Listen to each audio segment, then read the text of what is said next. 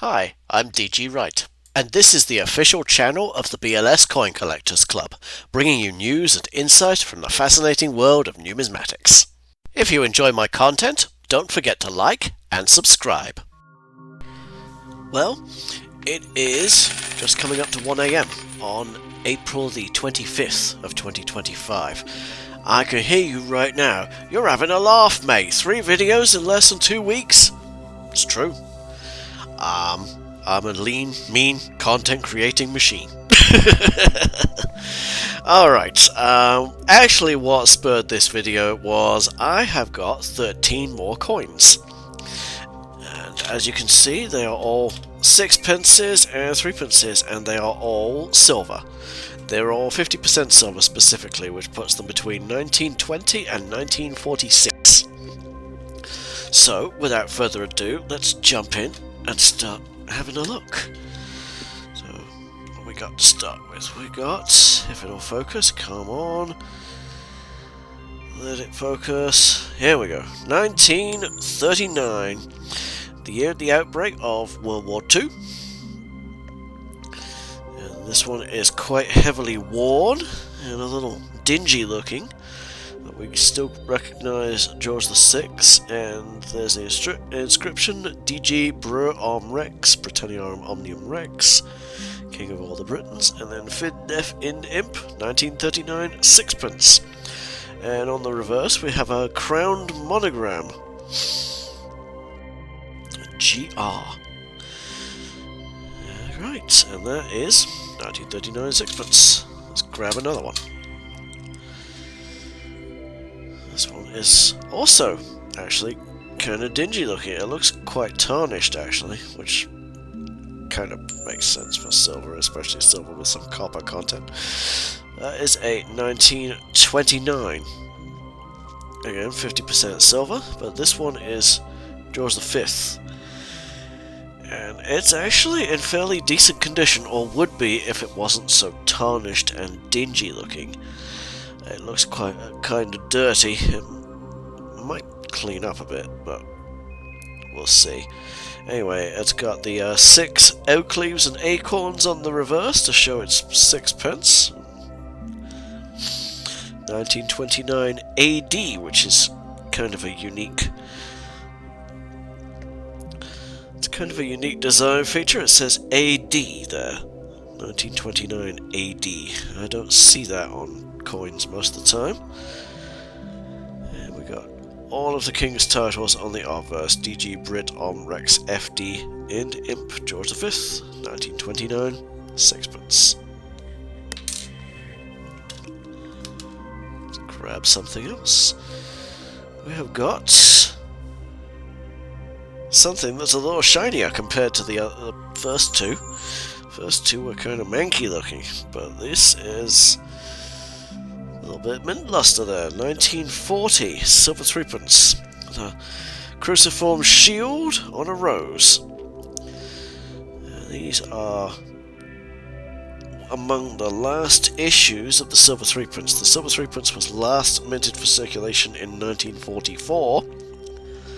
But the last couple of years of issue were actually only for the colonies, although they did find their way back into British circulation. And we got George VI, DG Bruum Rex, Fid Def Ind Im on the reverse, 1940 threepence. And the very last silver threepence was minted in 1945, but only a single one is known to exist. So for all intents and purposes, the silver threepence ends in 1944. This is 4 years before that happens. Let's grab something else. Looks like a George V. Silver sixpence AD 1936. A little more worn than the previous one, but less filthy.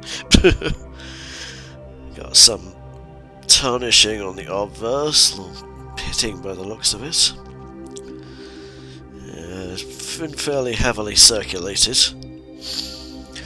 The silver sixpences were minted all the way up to 1946, and in theory circulated up until 1980. although long before then all the silver ones had been withdrawn. So this one is 1936, the last year of King George V's reign, and could in theory have circulated for more than 40 years.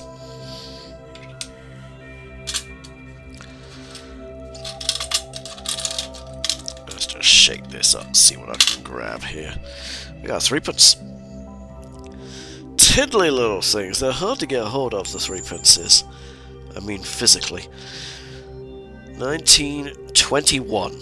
We got the crown 3 with the laurel wreath on the reverse there.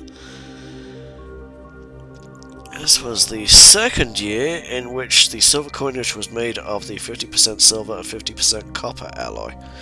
1921, we got George V's bust and all his titles. This was the first effigy of George V.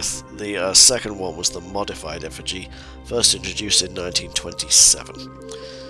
We got 1921 silver threepence. Alright, we got us another sixpence. George VI again. This one 1940, the second year of World War II. Same year as the 1940 threepence, or threepenny bit as they were known. This one is in rather better condition than the 1939 example. You can far more easily see the details on the king's head, make out his titles and name there. And on the reverse, far less wear. You can see all the details in the crown. And below the monogram, what looks like the designer's initials. I'm not sure who the designer was for the sixpence of George VI, but I will look that up and I will display it on the screen. Another sixpence, also George VI. This one is very heavily worn. Probably circulated for all of those 35 years up until it was withdrawn. This is 1945, last year of the war. Very, very heavily worn, somewhat tarnished and ill-toned. This would be a prime candidate for an upgrade once I start actually upgrading my current stock. But yeah, this is basically just to carry on with the date run. I'm pretty much done with the date run of 20th century florins, except for the Edward VII one, so now I'm starting to build up my sixpences and threepenny bits. So this is 1945 sixpence. Talking of threepenny bits, let's grab us another one. We got 3 oak leaves on this one, which marks it out as the later coinage of George V. 1927 and onwards. This one is 1931.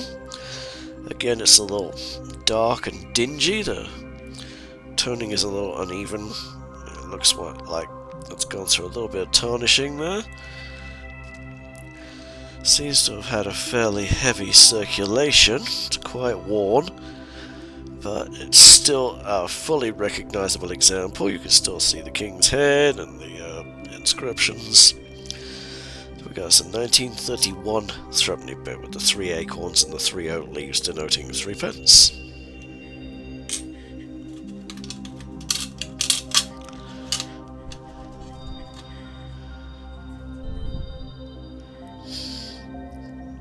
Something else that's quite heavily worn here, we got a 1932 sixpence. A lot of these seem to have gotten this sort of dingy yellow toning to them. I'm not sure how that happened, but this one has definitely had a heavy circulation. Look at how worn the designs on the oak leaves are, how flat they look. This is 1932. And we got the king's titles and head on the obverse. As you can see, the king's bust is quite heavily worn down. So this one has definitely been through a heavy circulation. It is, just like all the others, 50% silver. 50% copper. The yellow toning could even be the copper alloy showing through the coin. You would get that on some of the shillings of Henry VIII, which gave him the nickname of Copper Nose. So it's not surprising that you might be seeing it here on a similar alloy. That's 1932, silver sixpence.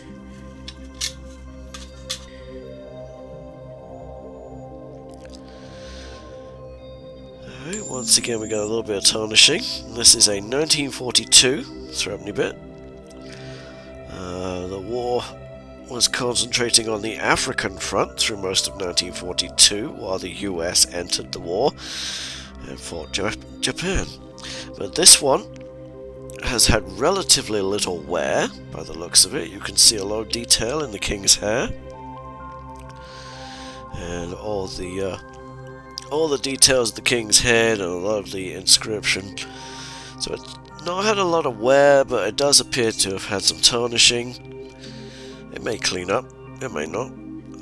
I guess we'll have to see. I'm not really one to go about cleaning coins, but this may be a candidate for that. 1942 silver threepenny bit.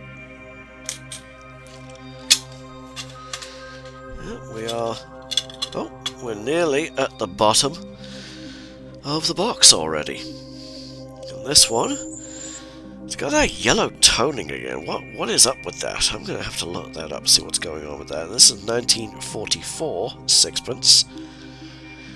Again, relatively little wear. Seems to have had only a light circulation, but it's got that yellow toning. That's kind of strange. I don't know what's going on with that, but once I get up here, I'll Google it and see if I can find something out about that.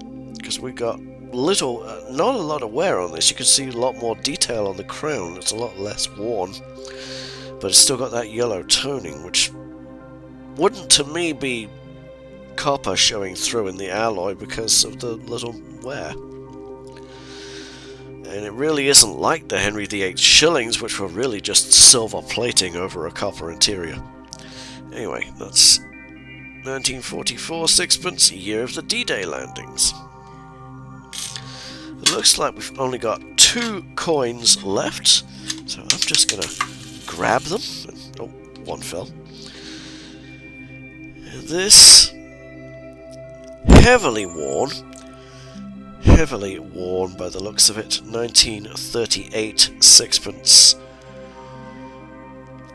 No better than about fair condition, but it's still a silver sixpence and it still goes towards the date run. I had very few George VI silver sixpences before I bought this batch of coins, so this one is 1938, the year before the war started. Hitler invaded Austria and Czechoslovakia, and well, I went through all that in one of the previous videos talking about the pennies and the farthings, but this is the sixpence, 50% silver, so 50% copper. George VI, 1938, the second year in which coins bearing his image were minted. And last but not least, threepenny bit. 1920, the very first year in which the sterling silver coins were replaced by the 50% silver alloy. Got some tarnishing on the obverse. It's quite heavily worn, so it's had a heavy circulation. I'm not sure when the silver threepenny bits were actually demonetized. I'm going to have to look that up. They were, as I say, they stopped being minted in 1944 to 1945, but I'm not sure when they were actually demonetized and removed from circulation. But this one seems to have been circulated rather heavily. It could have circulated anything up to 25 years, possibly more. This is 1920, very first year of the 50% silver alloy. That's a George V threepenny bit. And that's about it for tonight. As always, if you enjoy my content, please don't forget to leave me a comment and a like. And if you want to, and you haven't already, go ahead and hit that subscribe button.